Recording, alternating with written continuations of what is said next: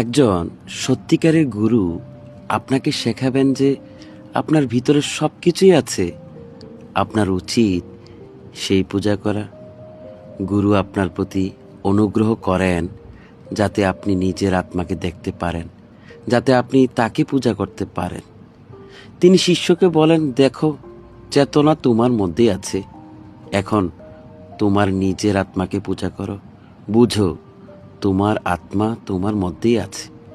হয়তো কিছু নতুন গুরু আছেন যারা বলছেন, আমাকে উপাসনা করো, আমি তোমার মন, আমি তোমার হৃদয়, আমি তোমার নিঃশ্বাস, আমি তোমার চিন্তা শক্তি, আমি তোমার সব কিছু, আমাকে উপাসনা করো। কিন্তু এই গুরুদের অবশ্যই খুব সম্প্রীতি জন্ম হয়েছে, কারণ শাস্ত্রে তাদের উল্লেখ করা হয়নি। একজন যোগ্য গুরু একজন যোগ্য শিষ্য উচ্চতে নিয়ে যান, তিনি তাকে ভালো অবস্থা দেন।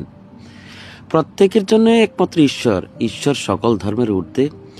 মানুষকেও তার সাথে দেখা করতে সকল ধর্মের ঊর্ধ্বে যেতে হয়।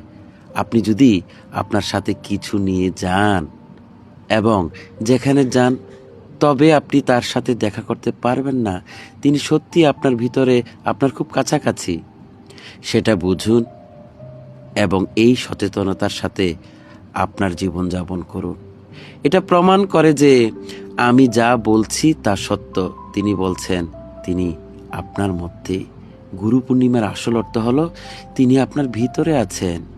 গুরু পূর্ণিমার আক্ষরিক অর্থ নিখুঁত গুরু। শুধু গুরুই নিখুঁত নয়, আমরাও নিখুঁত।